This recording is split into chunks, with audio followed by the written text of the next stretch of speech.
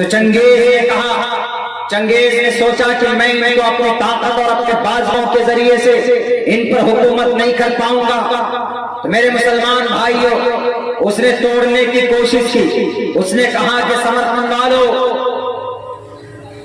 میں قبضہ کر کے رہوں گا، چاہے تم امن کے ساتھ مجھے اپنا یہ شہر حوالے کر دو یا تم ہماری تلوار کا مقابلہ کرو، لیکن میں جنگ سے پہلے ایک آفر کرتا ہوں تم کو۔ وہ آفر یہ ہے کہ میں تمہارے سمرقند کے تمام لوگوں کو، پورے سمرقندیوں کو، اس شہر، اس ملک، اس گاؤں کے تمام لوگوں کو میں امان دیتا ہوں، یعنی میں لڑائی نہیں کروں گا۔ زبان دے دی امن کی، بس میں سکون کے ساتھ جاؤں گا، تم لوگ اپنا سب کچھ ہمارے حوالے کر دو، تمہارے جو خرچ اخراجات ہوں گے ہمارے ذمے ہوں گے۔ یہ آواز جب پہنچی سمرقند میں تو وہاں پر دو جماعت ہو گئی۔ ایک جماعت ان لوگوں کی تھی جنہوں نے کہا یہ بہت اچھا آفر ہے، وہ جنگ کیے بغیر ہمارے ساتھ آ رہا ہے تو ہمیں اس کے ساتھ کوآپریٹ کرنا چاہیے تاکہ ہمیں جنگ نہ کرنا پڑے۔ اور دوسری جماعت ان لوگوں کی ہے کہ یہ چور ہے، یہ دھوکے باز ہے، یہ NRC کرا کر، یہ CAA کرا کر لوگوں کو پریشان کریں گے۔ تو ان کو کچھ لوگوں نے کہا کہ نہیں، یہ دھوکہ، یہ چھل کرنے کی کوشش کر رہا ہے، ہم ان سے مقابلہ کریں گے، ان کو اپنے ملک میں گھسنے نہیں دیں گے۔ دو جماعت ہو گئی۔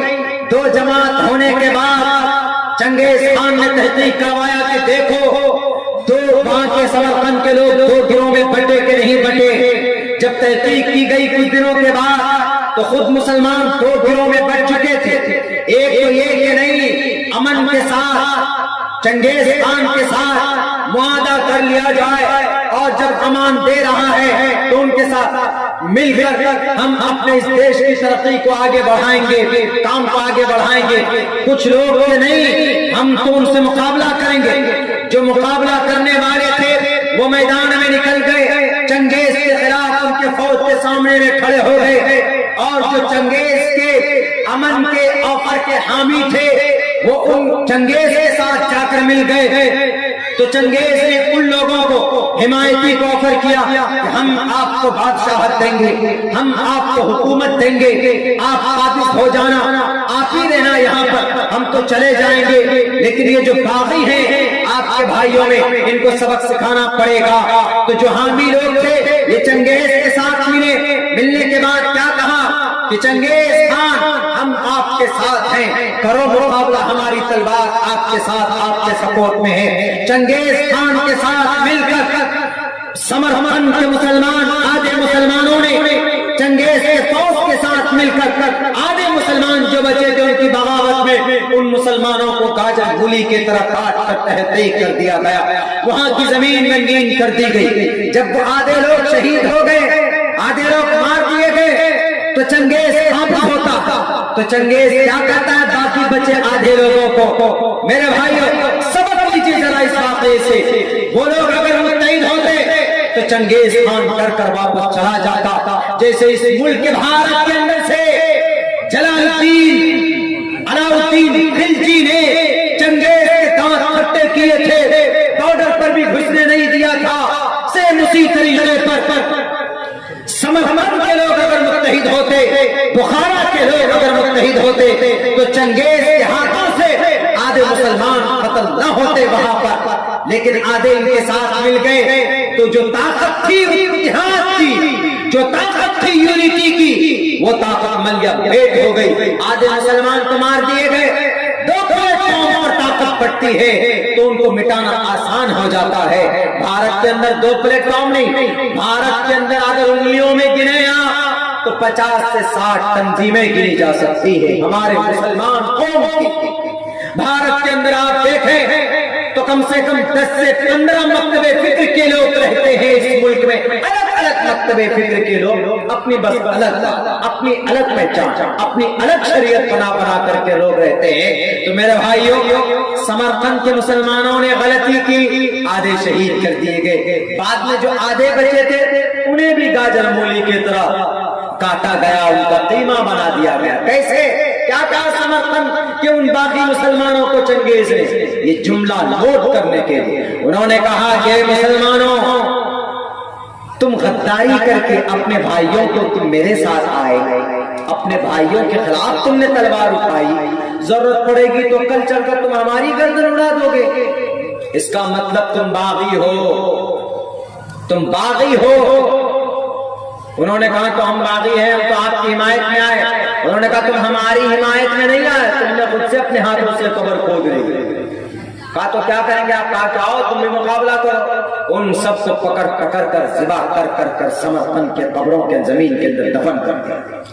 پورے سمرقند سے مسلمانوں کا نام نشان مٹا دیا. کون؟ چنگیز. طاقت کی اتحاد میں.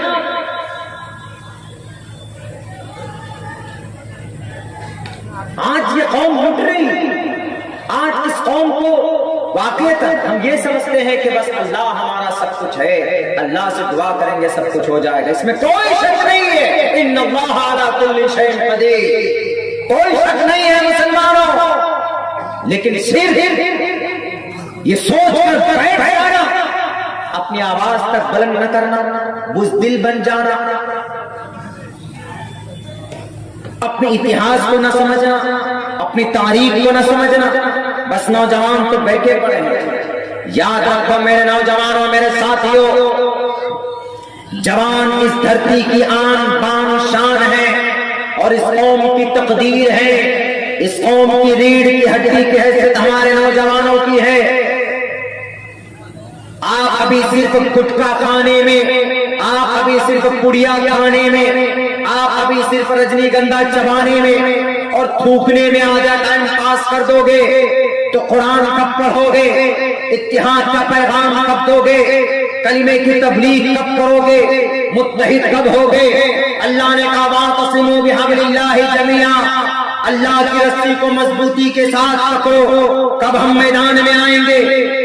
المسلم من سلم المسلمون من لسانه ويده.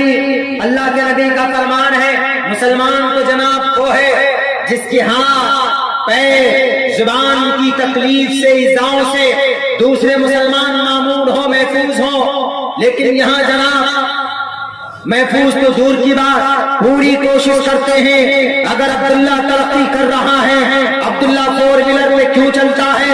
عبداللہ کے پاس پیسے کہاں سے آتے ہیں؟ عبداللہ کو کوئی محبت کیوں ملتی ہے؟ عبداللہ کے سپورٹ میں لوگ کیوں کھڑے ہو جاتے ہیں؟ عبداللہ سالم جدھر جاتا ہے، جس نیتا کو جناب وہ جس نیتا کی طرف قدم بڑھاتا ہے، ایک اچھی خاصی تعداد محبت کرنے والوں کے ساتھ ان کے ساتھ لوگوں کی ہوتی ہے. آخر کیا وجہ ہے؟ لو عبداللہ کی گاڑیوں میں شراب ڈالو، لو عبداللہ کو بدنام کرنے کے لیے فیس بک کے اوپر الگ الگ خبریں ڈالو، عبداللہ کو ڈرانے کے لیے فون کال کرو، یہ اس میں لگے ہوئے ہیں. اللہ کے نبی کا فرمان ہے المسلم من سلم المسلمون من لسانه ويده. A Muslim does not harm a fellow Muslim either though his hands or the tongue. اپنی زبان سے کچھ بول کر اپنے بھائی کسی بھائی کو تکلیف نہ پہنچاؤ، اپنے ہاتھ کی ایذاؤں سے اپنے کسی بھائی کو تکلیف نہ پہنچاؤ، اپنے پیر کے ذریعے سے اپنے کسی بھائی کو تکلیف نہ پہنچاؤ. اگر کوئی بھائی تکلیف میں ہے، اگر کوئی بھائی دقت اور پریشانی کے اندر ہے تو ان کی مدد معاونت ہونی چاہیے، ان کی تعاون ہونی چاہیے. اور اگر کوئی ٹوٹا ہوا ہے، اگر کوئی ٹوٹ رہا ہے اس کو سنبھالیے، اس کو جوڑنے کی کوشش کیجیے. اگر کوئی غریب ہے سماج کے اندر تو اس کے ہاتھ پر کم سے کم حمایت کے ہاتھ رکھیے، ایک ان کی ہمت دینے کے ایک ہاتھ رکھیے، توڑنے کے ہاتھ مت رکھو. آج ایسا نہیں ہوتا.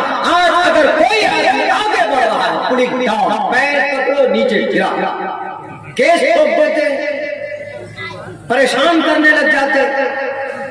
میرے بھائیوں، اللہ نے اس قوم کے اندر جو طاقت رکھی ہے وہ اتحاد کے اوپر رکھی. جب یہ قوم متحد ہوگی تو یہ قوم آگے بڑھ پائے. ساری تنظیمیں الگ ہے کہ نہیں؟ آپ کو میں نام لے لوں گا، آپ خود دیکھ لیجیے. ساری تنظیمیں الگ ہیں. کچھ تنظیمیں ہیں الحمدللہ جو ساتھ کو بچائے ہیں، پرانی تنظیمیں ہیں، لیکن اگر انتشار ان میں بھی ہے تو ان میں بھی متحد ہونے کی ضرورت ہے، ایک پلیٹ فارم پر آنے کی ضرورت ہے. اگر نہیں آئے ایک پلیٹ فارم پر تو ایک بات یاد رکھو میرے بھائیوں، آج وہی لوگ جن کو اللہ نے ذلیل کیا تھا، ایک یہودی نے حضرت عمر سے کہا کہ اے عمر، ہمیں تم کیوں نکال رہے ہو اپنے اس خیبر سے، اپنے مدینے سے؟ اللہ کے نبی نے تو یہ کہا تھا کہ یہودیوں کو رہنے دیا جائے، ٹیکس دیں گے، یہ پیسہ دیں گے، یہ جزیہ جی ایس ٹی دیں گے، ٹیکس ادا کیا کریں گے، ہم اس کے محافظ ہوں گے۔ ہم جی ایس ٹی کیوں دیتے؟ جی ایس ٹی دیتے ہیں جیسے پہلے سرکاروں کو، بادشاہوں کو لوگ جی ایس ٹی ٹیکس دیتے تھے، سیم جی ایس ٹی بھی آج کے ڈیٹ میں تقریباً اسی نظریے کا حامل جی ایس ٹی دیتے ہیں۔ حالانکہ سنویدھان میں آلریڈی ہمارے لیے دفعات ہے کہ ہماری حفاظت ہونی چاہیے، ہمارے گھر کی حفاظت ہونی چاہیے، مسجد مدرسوں کی حفاظت ہونی چاہیے، ہماری بیٹی کی عزت و آبرو کی رکشا ہونی چاہیے، ہماری ماں بہنوں کی کا سلمان کے ساتھ ان کی عزت و آبرو کی رکشا ہونی چاہیے۔ یہ ہم ٹیکس دیتے ہیں، ایک طرح سے ہم جی ایس ٹی بھرتے ہیں، ہم بھی بھرتے ہیں۔ آپ میں سے جو بیاپاری لوگ ہوں گے جن کے پاس کوئی نہ کوئی چھوٹا موٹا بزنس ہے، وہ بھی آپ بھرتے ہوں گے۔ ہم کم سے کم ہر سال کچھ 5 سے 6 لاکھ روپے کا ٹیکس بھی بھرتے ہیں۔ I T R income tax return بھی فائل ہوتا ہے، وہ ایک طرح سے گورنمنٹ کو سپورٹ ہوا تاکہ ان کو ہمارے لیے جو فیسلٹیز، جو سروسز پرووائڈ کرنے ہیں ان کے لیے آسانی کی جاتی ہے؟ بالکل نہیں کی جاتی۔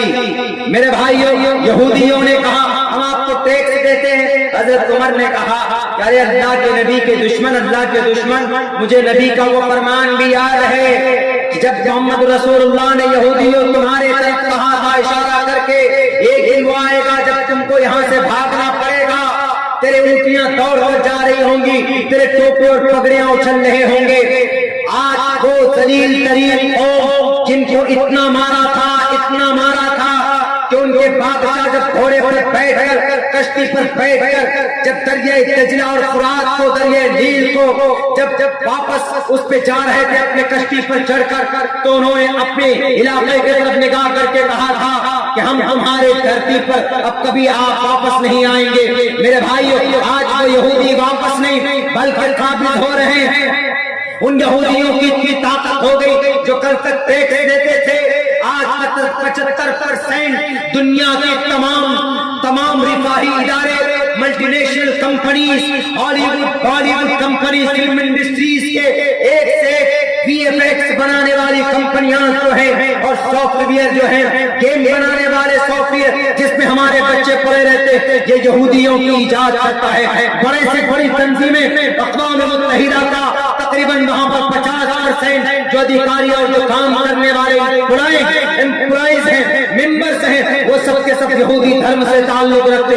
آج وہ یہودی جو 1450 سال پہلے ذلیل اور رسوا قوم تھی، آج وہ فلسطین کے اوپر اسرائیل کے ذریعے سے فلسطین کے بیت المقدس کے اوپر قابض ہو چکا۔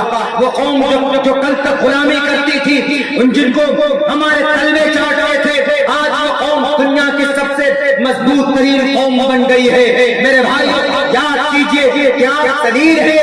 کیا آپ رسوا ہیں؟ نہیں، ذلیل اور رسوا بھی نہیں، اور ہماری کم قیمتی بھی نہیں کہ نہیں جناب۔ پوری دنیا میں صرف 1 ارب 98 کروڑ، تقریباً 2 ارب مسلمانوں کی تعداد۔ سونا کہاں سے نکلتا ہے؟ عرب ممالک سے نکلتا۔ پیٹرول کہاں سے نکلتا ہے؟ عرب ممالک سے نکلتا ہے۔ اور ہیرے جواہرات کون سے سمندر میں پیدا ہوتے ہیں؟ عرب ساگر میں پیدا ہوتے ہیں۔ یہ تمام کی تمام دولتیں، یہ تمام کے تمام خزانے معدنیات کے کانے عرب ممالک میں ہے۔ اس کے باوجود بھی غلامی کرتے ہم کرسچن، غلامی کرتے ہم یہودیوں، غلامی کرتے ہیں ہم ٹیررزم کی۔ آپ اپنے حق کے لیے آواز بلند کرو تو جناب کیا کہتے ہیں؟ یہ تو جہادی بن گیا۔ ارے بھارت سے لاکھ گنا بہتر ہے وہ لوگ ممالک کے اندر رہتے جہاں پیٹرول کی قیمت 50 روپے۔ آپ کے پڑوسی ملک بنگلہ دیش، نیپال کے اندر کتنا؟ 81 روپے لیٹر، اور آپ کے افغانستان میں کتنا؟ 50 روپے لیٹر۔ بنگلہ دیش میں کتنا؟ اس سے بھی زیادہ سستا۔ ہم اپنی آواز اٹھاؤ تو جہادی بن جاتے ہیں، ہم اپنی آواز بلند کریں تو فسادی بن جاتے ہیں، ہم اندر ہوتے ہیں تو ہمارے قوم کے لوگ بھی نہیں آتے۔ کلیم صاحب چلے گئے اندر، تھوڑا سا پروٹیسٹ کیا، release Maulana Kaleem, release doctor Zakir Naik, come back doctor Zakir Naik, we will be to سے دا ویلکم، مرحبا کہنے کے لیے تیار نہیں۔ ان کی اسکولز، ان کے مدرسے جو وہ بند کر دیے گئے، دارالدیوبند کے اوپر انویسٹیگیشن بٹھایا گیا، ندوے کے اوپر انویسٹیگیشن بٹھایا گیا، اور دوسری جگہوں کے اوپر قوم کی طرف سے آواز اٹھتی ہے۔ دیکھیے ہم آپ کو مجرم نہیں بنا رہے، ہمارے اور آپ کے بیچ میں کچھ گرو گھنٹال ہیں، کچھ اتبا شیبہ ولید حنظلہ کے ماننے والے ہیں جو بانٹتے ہیں قوم کو، الگ الگ کرتے ہیں۔ ورنہ میرے بھائی جو آپ کی تاریخ تو ایسی رہی ہے، اگر میں آپ کے سامنے رکھنے میں آؤں اور بتانے پہ آؤں اسلام کی اتحاد کیا ہے، جب یہ قوم متحد رہی، خود دیکھ لو جنگ احد کا موقع ہے، جنگ ہو رہی ہے، صحابہ دو پھاڑ ہو گئے، جنگ جیتنے کے قریب ہے، ایک دم بالکل میدان فتح ہونے والی، صحابہ کرام کی ایک ٹولی ایک ادھر سے جو بائی پاس روڈ تھا وہاں بند کر دیا، اس میں انتشار ہو گیا، وہاں پر آدھے لوگ دیکھا کیوں ہو جنگ کو بالکل میدان کو جیت رہے، وہاں سے آدھے آگے میدان میں پہنچ گئے، آدھے وہاں رہ گئے، منتشر ہو گئے، وہ لوگ دو گروہ میں بٹ گئے کہ نہیں محمد نے یہ کہا تھا کہ جب تک جنگ نہ جیت، جب تک میدان فتح نہ ہو جائے ہمیں یہیں رہنا۔ کچھ لوگوں نے کہا کہ نہیں، فتح کا مطلب یہ ہے کہ ہم اگر جیتنے کے قریب ہو تو بس چھوڑ کر آ جانا۔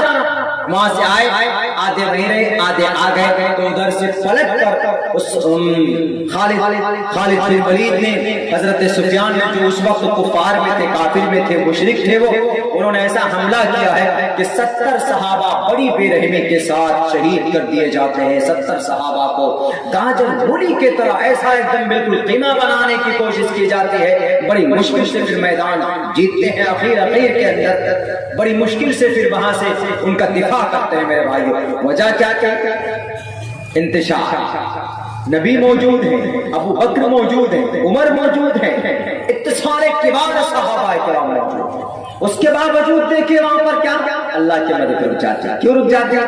کیونکہ تم منتشر کیوں ہوئے؟ جبکہ میں نے کہہ دیا واعتصموا بحبل اللہ جمیعا، کلمہ پڑھنے پر کسی بھی معاملے میں ایک پلیٹ فارم پر کیوں نہیں ہوتے؟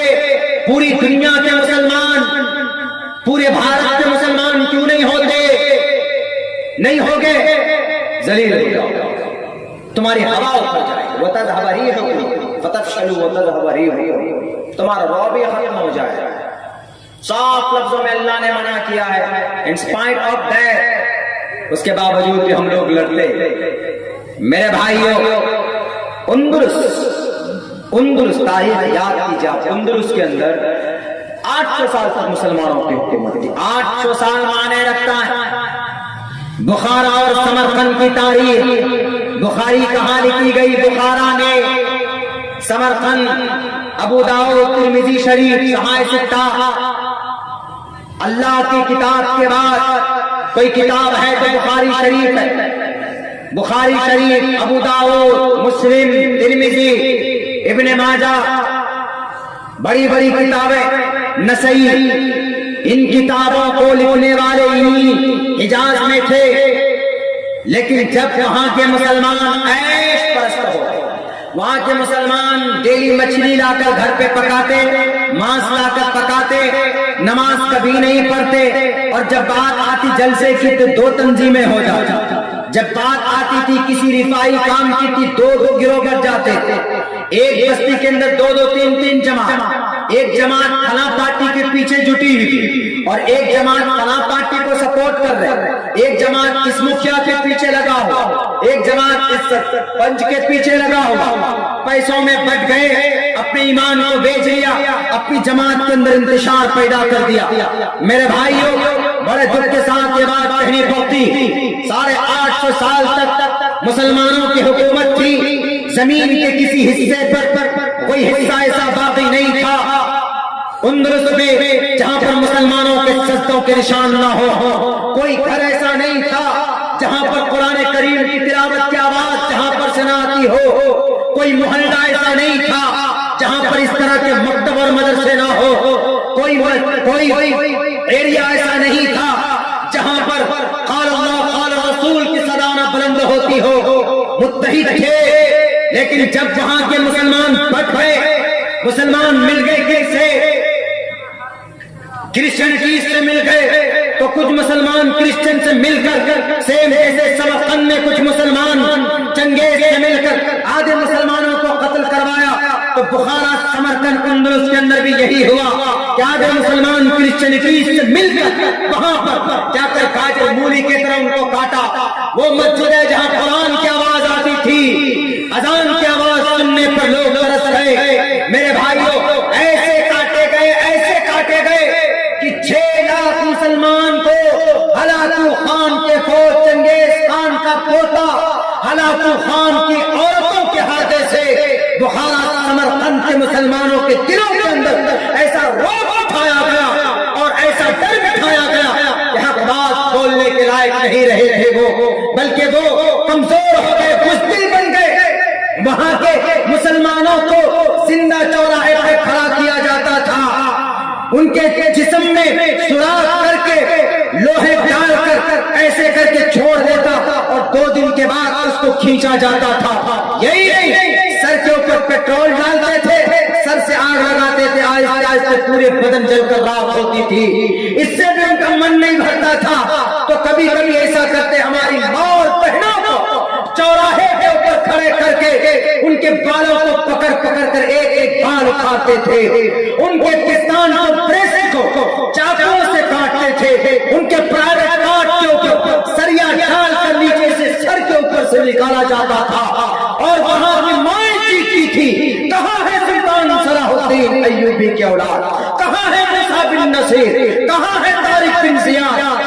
فلسطین کے ان ماں بہنوں کی آج بھی یہی آواز ہے جو بخارا اور سمرقند بغداد کے کتب خانوں میں اتنی کتابیں لکھی گئی تھی، جگہ نہیں تھی کتب خانے میں، باہر وہاں پر کھٹال لگا کر کتابیں رکھی جاتی تھی۔ اتنی اچھی حالت میں مسلمان تھے، لیکن جب وہاں کے مسلمان آپس میں دست گریباں ہوئے، ایک دوسرے پر کفر کا فتویٰ لگایا، داڑھی کے اوپر، ٹوپی کے اوپر، طلاق کے اوپر، رفع دین کے اوپر، اذان کے اوپر، نماز کے اوپر، مسجد کے اوپر، نبی پر جھگڑا، عالم الغیب ہے کہ نہیں ہے، نور و بشر پر جھگڑا، مختار کل کے اوپر جھگڑا، حاضر و ناظر کے اوپر جھگڑا، کلمے کے اوپر جھگڑا، ایک آیت میں ایسے جھگڑے، قد جاءکم من اللہ نور، قرآن میں جب خود نور کہا، اس کے اوپر جھگڑا، ان غدار، ان جن کو spiritual person of the religion کہا جاتا ہے، وہ لوگ جو اپنے آپ کو بڑی پگڑیاں ڈال کر اور نیلے پیلے کپڑے پہن کر کرسی پر بیٹھ کر ان لوگوں نے جو وہاں سے قوم کو بانٹا ہے، وہاں کہا کہ یہ صحیح ہے، یہ مسلمان اصلی مسلمان ہے، یہ مسلمان جنتی مسلمان ہے، یہ مسلمان تو جہنمی مسلمان، تم کون ہوتے ہو سرٹیفکیٹ دینے والا؟ جنتی اور جہنمی کا فیصلہ اللہ نے قرآن میں کر دیا ہے، وَنَهَى النَّفْسَ عَنِ الْهَوَىٰ فَإِنَّ الْجَنَّةَ هِيَ الْمَأْوَىٰ۔ جو آدمی منہیات پر قرآن و شریعت کے بتائے منع کی ہوئی چیزوں سے رک جائے، اللہ کے فرمان کے مطابق، نبی کی سنت کے مطابق زندگی گزارے گا، فَإِنَّ الْجَنَّةَ هِيَ الْمَأْوَىٰ، وہ جنت میں جائے گا۔ تم کون ہوتے ہو جی گستاخ رسول کا فتویٰ دے وہاں لگا کر جنتی اور کافر کہنے والوں؟ ارے اللہ کے نبی علیہ السلام نے بھی کسی کافر کو کافر نہیں کہا، ہم تو پھر بھی کلمہ پڑھنے والے ہیں، ہم تو پھر بھی اس دھرتی کے اوپر یہ قوم کلمہ پڑھتی ہے، چھوڑو ان کی حالت پر ان کے اختلافی مسائل جو بھی ہو، لیکن جب وہاں کے مسلمان بغداد اور سمرقند کے مسلمانوں کی یہ حالت ہو گئی تو ہلاکو خان کے فوجوں کے ذریعے سے صفحہ ہستی سے وہاں کے مسلمانوں کو گاجر مولی کی طرح کاٹ دیا جاتا ہے۔ وہ مسلمان قوم جو آگ کے سمندر میں کود جاتی تھی، 313 تھے جو طوفانوں سے مقابلہ کرتے تھے، جو ایک صحابی تھے جو بہادر بادشاہ کے دربار میں پہنچ کر ان کی تلوار جب نکلتی تھی ٹیڑھی میڑھی تلوار تو ان کے ڈھال کو چیر کر ان کے پہلوانوں کے جسم کے 2 ٹکڑے کرتی تھی۔ آج یہ قوم بخارا سمرقند میں لٹ رہی، اس وجہ سے وہ مدد کہاں گئی؟ جو جنگ بدر میں نازل ہوئی تھی، جنگ بدر میں نازل ہوئی تھی وہ مدد اتحاد کی بنیاد، خلوص کی بنیاد، اللہ کے نبی سجدے میں دعائیں کر رہے ہیں، یہاں تو نہ کوئی دعا کرنے والا نہ کوئی سجدے میں، ہم ایک دوسرے پر کفر کا فتویٰ لگائیں اور اللہ سے آسمان سے ہم مدد کی امید کریں، یہ تو اللہ علی الجماعہ، اللہ کی مدد جماعت پر ہوتی ہے، مختلف تنظیموں اور گروہوں کے اوپر اللہ کی مدد نہیں ہوا کرتی۔ میرے بھائی کو یہ تاریخ ہے، یہ اتہاس اور یہ ہسٹری آپ کے سامنے چونکہ اتحاد ملت کے تعلق سے بات ہوئی ہے آپ کے سامنے میں، تو یہ ساری باتیں ہم نے اس لیے رکھی چونکہ آپ میں سے بھی آدھے آدمی ایک دم متحد ہو کر سوئے ہوئے،